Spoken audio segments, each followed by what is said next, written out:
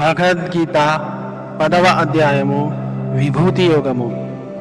భగవంతుడి తత్వము ఎలా ఉంటుంది అని శ్రీ భగవానుడు చెబుతున్న సందర్భం.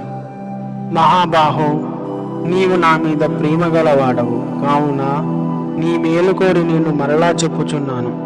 నా మాటలనే వినుము. నా పుట్టుక గురించి దేవతలు గాని మహర్షులు గాని తెలుసుకొనలేరు. ఎందుకనగా నేను ఆ దేవతలకును మహర్షులకును మూల కారణమైన వాడును. నన్ను జన్మరహితునిగా, అనాది అయిన వానిగా మరియు సకల లోక మహేశ్వరునిగా తెలుసుకున్నవాడు మానవులలో జ్ఞాని. అట్టివాడు పాపముల నుండి విముక్తుడగును.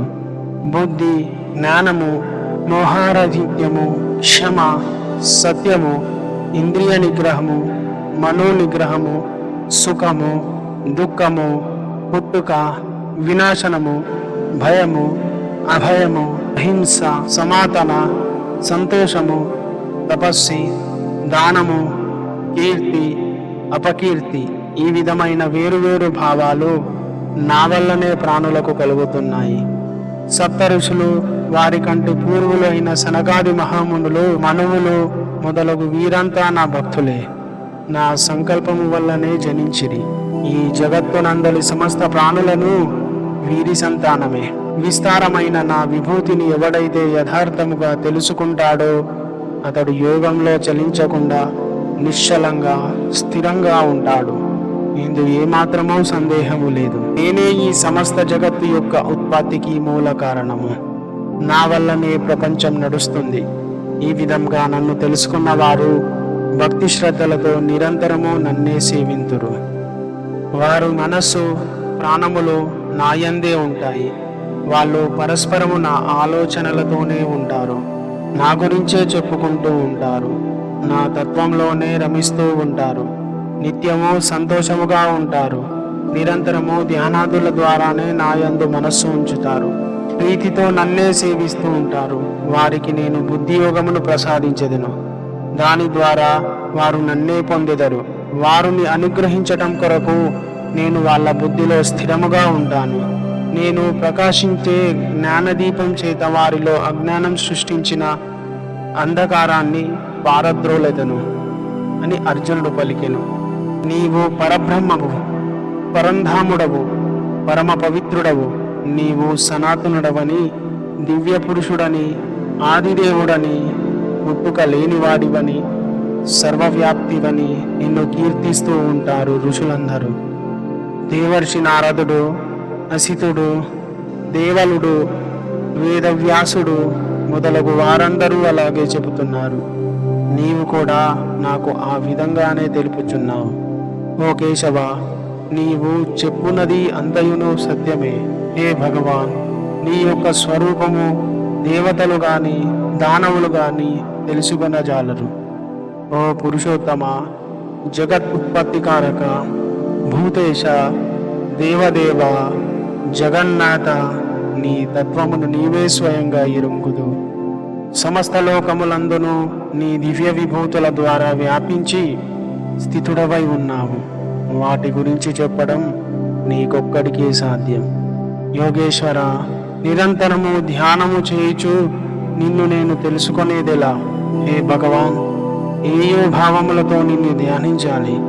ఓ జనార్దన, నీ యొక్క యోగశక్తి గురించి, నీ విభూతి వైభవములను గురించి విస్తృతముగా ఇంకా తెలుపుము. ఎందుకంటే నీ అమృత వచనములు ఎంతగా విన్ననో తనివి తీరటం లేదు. భగవానుడు తనను ఎవరితో పోల్చుకున్నాడు అను సందర్భంలో శ్రీకృష్ణ భగవానుడు, అర్జున, నీవు లెస్సగా పలికితివి. నా దివ్య విభూతుల వ్యాప్తికి అంతమే లేదు. వాటిలో ప్రధానమైన వాటిని కొన్నింటిని నీకు తెలుపుచున్నాను. సమస్త ప్రాణుల హృదయముల యందున్న ఆత్మను నేనే. సకల ప్రాణుల ఆది, మధ్య, స్థితి, అంతము నేనే.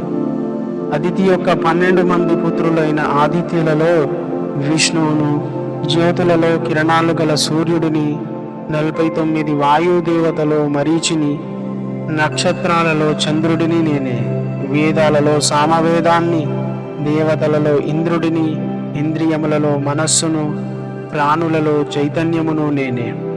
11 మంది రుద్రులలో శంకరుడును, యక్షరాక్షసులలో కుబేరుడను, అష్టవసులలో అగ్నిని, పర్వతములలో మేరు పర్వతాన్ని, పురోహితులలో ముఖ్యుడైన బృహస్పతిని, సేనాధిపతులలో కుమారస్వామిని, జలాశయములలో నేను సాగరమును, మహర్షులలో భృగువును, శబ్దములలో ఏకాక్షరమైన ఓంకారమును, యజ్ఞములలో జపయజ్ఞమును, స్థావరములలో హిమాలయమును నేనే.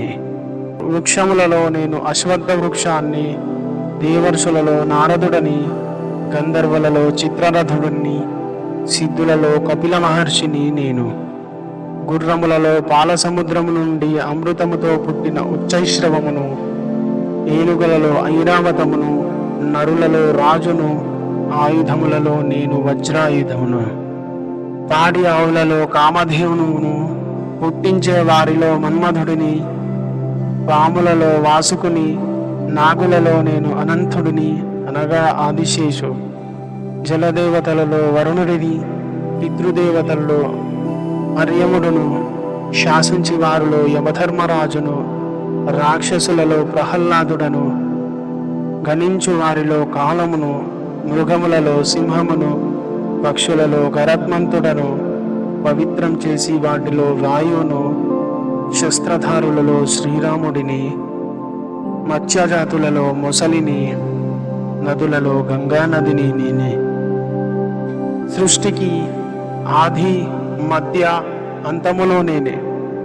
విద్యలో ఆధ్యాత్మిక విద్యను, పరస్పర వాద వివాదములలో వాదమును నేనే. అక్షరాలలో ఆకారమును, సమాసములలో ద్వంద్వ సమాసమును నేనే. క్షయమెరుగుని కాలాన్ని విశ్వతోముఖుడైన విరాట్ పురుషుడను ధరించిన వాడును, పోషించిన వాడును నేనే. అన్ని ప్రాణులను హరించే మృత్యువును, సమస్త ప్రాణుల ఉత్పత్తి హేతువును నేనే. స్త్రీలలో కీర్తి, సంపద, వాక్కు, స్మృతి, మేధ, ధైర్యము, క్షమ అను వారందరూ నేనే. సృష్టికి ఆది మధ్య అంతములో నేనే. విద్యలో ఆధ్యాత్మిక విద్యను, పరస్పర వాద వివాదములో వాదమును నేనే. అక్షరాలలో ఆకారమును, సమాసములో ద్వంద్వ సమాసమును నేనే. క్షయమెరుగని కాలాన్ని విశ్వతోముఖుడైన విరాట్ పురుషుడను ధరించువాడును, పోషించువాడును నేనే. అన్ని ప్రాణులకు హరించే మృత్యువును, సమస్త ప్రాణుల ఉత్పత్తి హేతువును, స్త్రీలలో కీర్తి, సంపద, వాక్కు, స్మృతి, మేధ, ధైర్యము, క్షమ అను వారందరూ నేనే. గానము చేయుటకు అయినువైన శృతులలో బృహత్సామమును, ఛందస్సులో గాయత్రి ఛందస్సును, నెలలో మార్గశిరమును, ఋతువులలో వసంత ఋతువు, మోసగాళ్లలో జూదమును నేనే. తేజోవంతులలో తేజస్సును, విజేతలలో జయమును, సాత్వికులలో సద్వగుణము, యాదవులలో వసుదేవుడను, పాండవులలో అర్జునుడిని, మునులలో వ్యాసుడిని, కవులలో శుక్రాచార్యుడిని, శిక్షించు వారిలో దండమును, జయము కోరే వారిలో నీతిని, రహస్యములో మౌనమును, జ్ఞానులలో తత్వజ్ఞానమును నేనే. సర్వ ప్రాణుల ఉత్పత్తికి కారమైన బీజమును నేనే. ఈ చరాచర ప్రపంచంలో నేను లేని వస్తువును లేదు. ఈ చరాచర ప్రపంచంలో నేను లేని వస్తువు లేదు అన్న సందర్భంలో పరంతప నా దివ్య విభూతులకు అంతమే లేదు. నా విభూతుల యొక్క విస్తృతిని గురించి సంక్షిప్తంగా చెప్పినాను. వైభవము, కాంతివంతము, శక్తివంతమైన వస్తువు ఏదైనాను అది నా తేజస్సులోని అంశమేనని తెలుసుకో. అర్జున, ఇంతకంటే విస్తృతంగా తెలుసుకొని ప్రయోజనమేమి? ఈ సంపూర్ణ జగత్తును నేను కేవలం ఒక్క అంశంతోనే ధరించి ఉన్నాను. ఈ విధముగా ఉపనిషత్తు, బ్రహ్మ విద్య, యోగ శాస్త్రము, శ్రీ కృష్ణార్జున సంవాదము అయిన శ్రీమద్ భగవద్గీత యందు విభూతి యోగము అనే 10వ అధ్యాయము సమాప్తం.